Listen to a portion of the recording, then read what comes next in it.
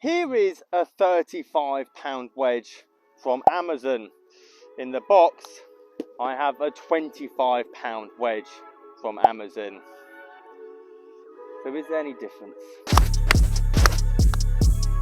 Now, before we go into this review of a £25 wedge prime, ordered it Sunday, came today, we have to talk about Amazon pricing, because by the time you see this video, potentially 2 hours, 3 hours, maybe 2 days later, the price of the club might not be the same. Understandably so. If you're an Amazon seller and you've just sold 5 clubs or 10 clubs in the last hour and you haven't sold a single one of them in the last 2 weeks, naturally you're going to put your prices up. And this was all too evident when I watched Rick's review last week on the Callaway Hex golf ball, which, let's be honest, none of us even ever heard of, and he knew that it'd be a good video with Amazon and obviously Callaway. It's a good affordable golf ball. It was going to bang.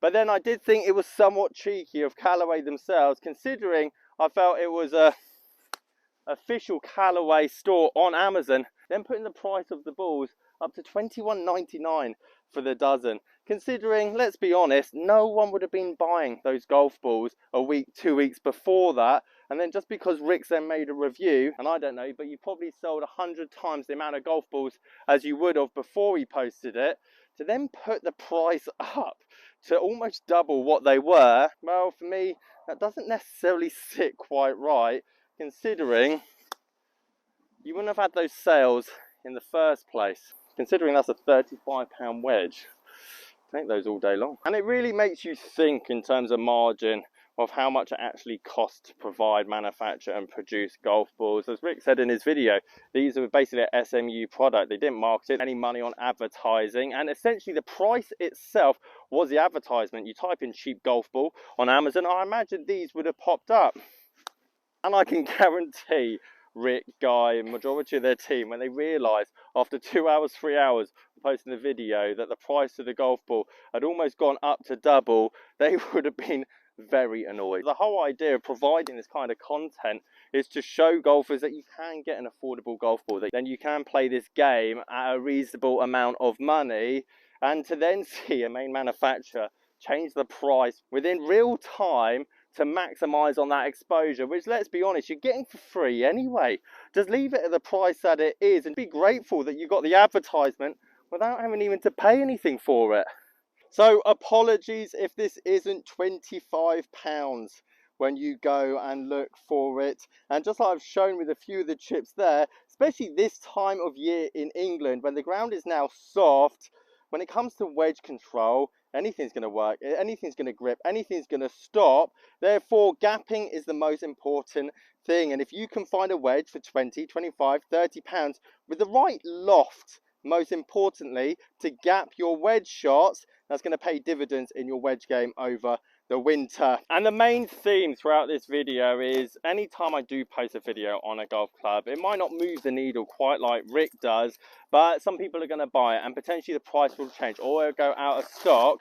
But I want you to kind of look past branding. I want you to kind of look past manufacturers. And if you feel like it's a good deal, i.e. price point of it actually serves a purpose, i.e. you haven't got a wedge in the bag, you haven't got a 52, you haven't got a 58, and you find something for less than £30, it's going to serve a purpose until potentially you upgrade or you find something better. So we've got a standard long ridge grip on here, which obviously mimics the Tour Velvet. I've gone for the 52 degree, as I imagine this would be a nice little gap wedge for some of you. Potentially you've got a cavity back set and you're looking for something a bit slimmer. You have a bit more control with those nip shots into the green, and I'll show you some slow-mos of the quality of the back of the wedge, as it does look like it's been painted by my 3-year-old. But overall, I have to say, the way it looks, I think that's pretty good, and that would appeal to a lot of people, or more importantly, match a lot of people's golf bags that have a wide variety of different colours, manufacturers, brands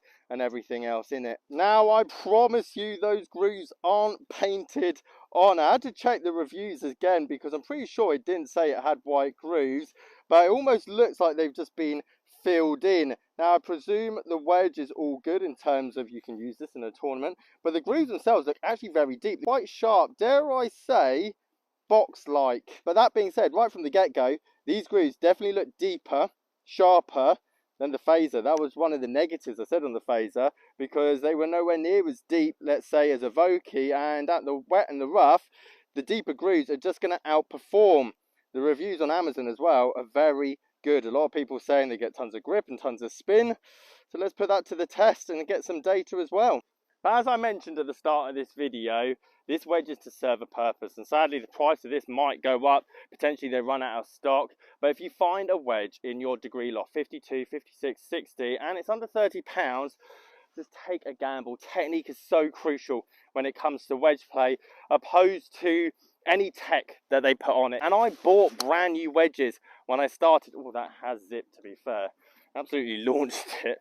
But I bought brand new wedges. I got the brand new SM4s when they came out, and my wedge play when I was 19, 20 was nowhere near good enough to utilise them.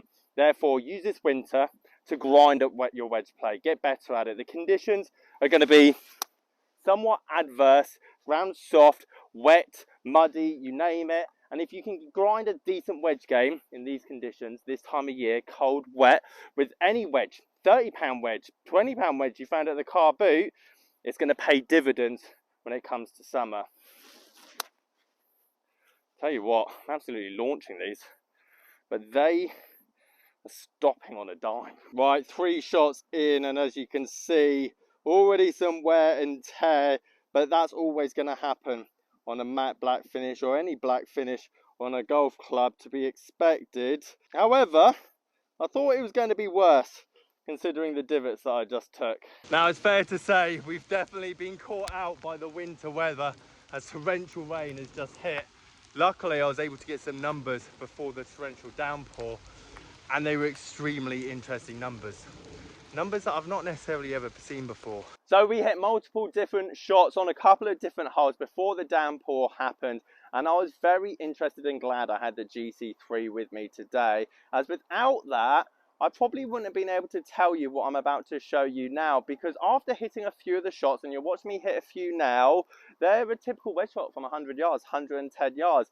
Okay, they were potentially going higher than I ever imagined from a wedge, and somewhat uncontrollable. Don't get me wrong, I didn't have the same kind of feel I had with a Vokey. And when I did my Vokey versus this XR2 that I have in the bag here, one of the things I really noted is how much more control I have with an expensive wedge. That heavier metal, allowing me to know where the head is, compress it a tiny bit better, and potentially hit more flighted shots. Whereas I find with cheap wedges, everything goes high. They have these Uniflex shafts, or very flexible lightweight shafts, which is understandable because they are for a beginner at the end of the day.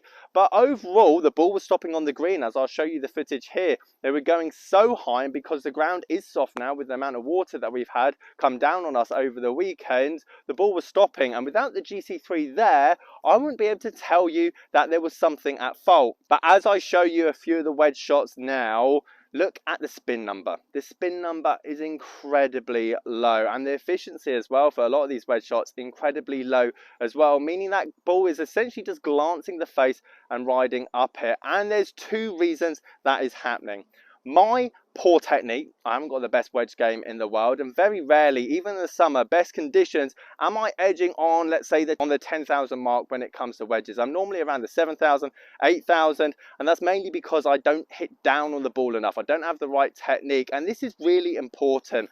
I can't get the most out of my wedge play because I don't practice enough. To show how much of the technique plays a massive part in our game. And one thing when it comes to this wedge, even though the higher end wedges will be better in these scenarios, we're talking 2,000, 3,000 in terms of the spin rate, meaning that if I was there with my Vokey, I'm probably getting 4,000. 5,000 in terms of spin and control. And golf course conditions are incredibly important. Essentially, when the ground's this soft and there's no bounce whatsoever on the ground, that ball's just going to glance the face, it's going to ride up. If I was to test this club off a mat or potentially in a simulator, we're going to see a rise of 5,000, 6,000 in dry conditions in terms of backspin. But let's be honest, we don't play golf in a simulator. It's important to have these tests out on the golf course, cheap or expensive, because these are real life conditions, and these are the conditions that we have to play golf in. The point I'm trying to make here is, yes, the expensive wedges are superior to the ones that I have in the bag there. I noted that in the last video, but they serve a purpose. And if you haven't got a gap wedge in your bag at the moment, and you want to practice with a smaller bounce, a slimmer wedge, one that relies on that technique so you can start grinding throughout the winter, opposed to just relying on your chunky sand wedge that you have in your package set.